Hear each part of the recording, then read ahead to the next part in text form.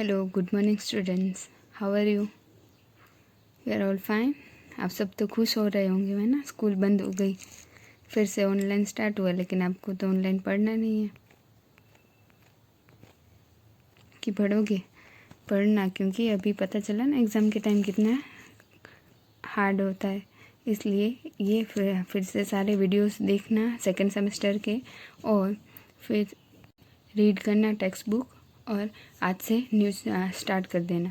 तो हमने लास्ट जब स्कूल में 17 चैप्टर हाफ कंप्लीट किया था पहले, जब एग्ज़ाम फर्स्ट सेमेस्टर की हुई उससे पहले, कि कैसे मून के फेजेस होते हैं, कि उसके ऊपर अर्थ का जो शैडो होता है वो आता है, उस हिसाब से उसके फेजेस होते हैं, और उसकी खुद की लाइट नहीं है, वो सन की लाइट के थ्रू क्या करता है, इमिट करता है। ऐसे ही जो खुद इमिट करते हैं उसे क्या कहते हैं, ल्यूमिनियस ऑब्जेक्ट, और दूसरों की लाइट से ग्लो होते हैं उसे इल्यूमिनेटेड ऑब्जेक्ट कहते हैं। ये हमने पढ़ा था। आज हम कॉन्स्टलेशंस पढ़ेंगे। So today I explain constellation chapter 17. Open your text book page number 221. Look at the sky for sometimes. आपने कभी कभी स्काई को देखा होगा। Can you see some stars forming group with shapes like those in figure 17 पर, जैसे कि यहाँ पे पीछे दिए हुए हैं। जब आपने स्काई में देखा होगा तो आपको ऐसे शेप्स दिखाई दे होंगे। अगर आप उससे केयरफुली ऑब्जर्व किया होगा, आपने दिखाई देते हैं ऐसे शेप्स आपको। आप कोई ना कोई स्टार को मिला के आप देखोगे तो आपको उसके कोई ना कोई उसका शेप बनता हुआ दिखाई देगा। जैसे कि यहाँ पे दिया हुआ है, कोई स्पून जैसा है, तो कोई डब्ल्यू जैसा, ऐसे शेप्स आपको दिखाई देंगे। अगर नहीं देखे हैं तो अभी देखना और स्काई को ऑब्जर्व करना। तो इन सबको क्या कहते हैं, कॉन्स्टलेशंस कहते हैं, जो एक स्टार का ग्रुप होता है। The stars forming a group that has a recognizable shape is called a constellation. यानी कि जो शेप को ऐसा स्टार का ग्रुप जिसे हम रिकोगनाइजेबल कर सके उसके शेप को, तो उसे क्या कहते हैं, कॉन्स्टलेशन कहते हैं। याद रखना, constellations were devised by ancient people to be able to recognise stars in the sky. The shape of constellations resemble object familiar to those people. और जो शेप्स होते हैं कॉन्स्टलेशन के, वो जिससे भी फेमिलियर होते हैं उस ऑब्जेक्ट से उसका शेप देखते हैं। You can easily identify some constellation in the night sky. आप इजीली उसे पहचान सकोगे, आइडेंटिफाई कर सकोगे नाइट के स्काई को। For this you should know what a particular constellations look like and where to look for it in the night sky. One of the most famous constellation which you can see during summertime in the early part of the night is Ursa Major. आपने summer के time यानी कि अभी के time आप early night में देखोगे, जब नाइट थोड़ा थोड़ा डार्क होने लगेगा तो नाइट में देखोगे तो सबसे फेमस और सबसे जो ज़्यादा जाना जाता है ऐसा कॉन्स्टलेशन तो वो है फेमस उर्सा मेजर, जो यहाँ पे दिया हुआ है। जो उसका शेप कैसा है, उसका शेप है स्पून जैसा है, और उसे ग्रेट बियर की तरफ ही यहाँ पे दिया हुआ है। बियर जैसा आपको दिखाई दे रहा है, तो बियर जैसा और आपको कॉन्स्टलेशन दिखाई दे रहा होगा। इसलिए इसको 7, इसके अंदर कितने स्टार हैं, 1 2 3 4 5 6 7, तो 7 इसे सप्तऋषि भी कहा जाता है। और उसका नाम क्या है, सबसे फेमस उर्सा मेजर, ये सबसे फेमस कॉन्स्टलेशन है। It is also known as the big dipper, the great bear of the Saptarishi.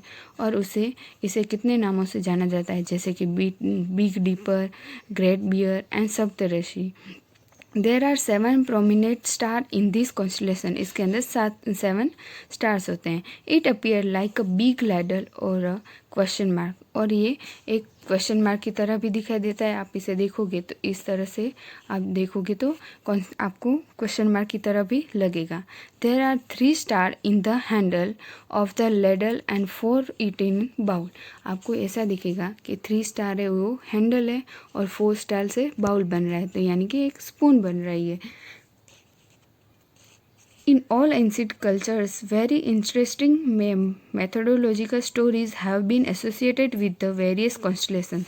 और सारे कॉन्स्टलेशन के पीछे कोई ना कोई एक मेथोडोलॉजिकल स्टोरी है इंटरेस्टिंग, और सबसे आप उसे सुनोगे तो अच्छी लगेगी। तो आप ये सप्तऋषि की स्टोरी जानना चाहते हो तो आप अपने के ग्रैंड मदर्स और ग्रैंड पेरेंट्स से पूछना कि जो सप्तऋषि कॉन्स्टलेशन है उसकी क्या स्टोरी है, तो आपको वो बताएंगे।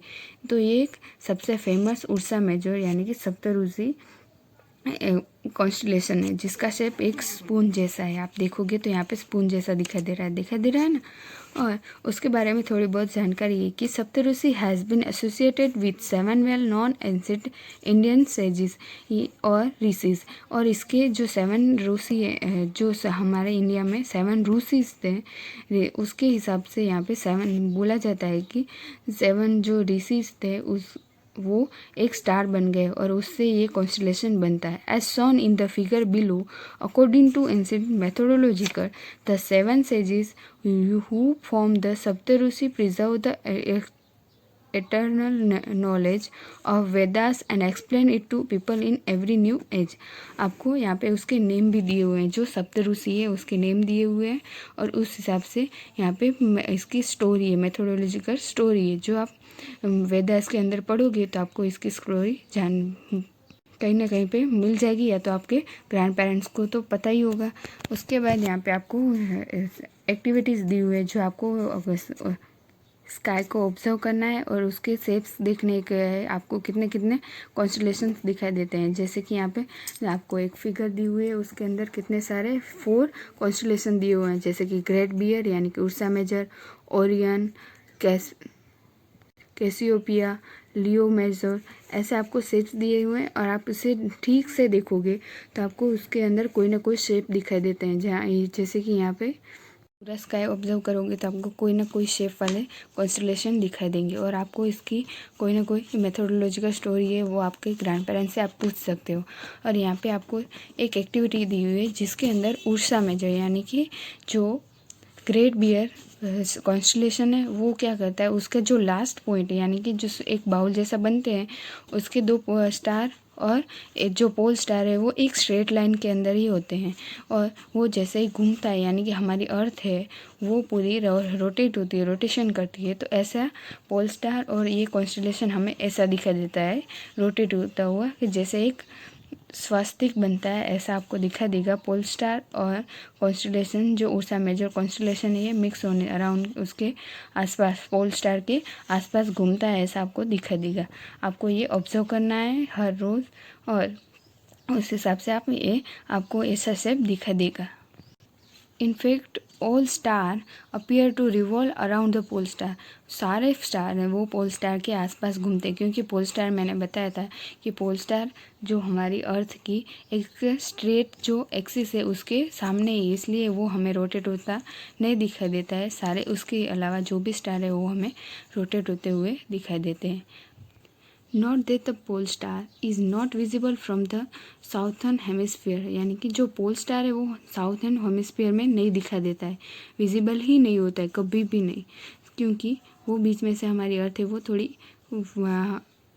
रोड है और पोल पे कैसी है थोड़ी दबी हुई है, इसलिए साउथ हेमिस्फीयर में कभी भी दिखाई नहीं देता है पोल स्टार।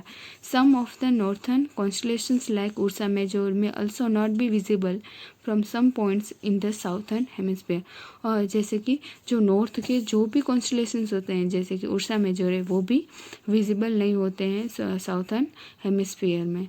ओके स्टूडेंट, आज का पोर्शन आपको ठीक से केयरफुली रीड कर लेना है, और नेक्स्ट पोर्शन हम यहीं से ही कंटिन्यू करेंगे। Thank you.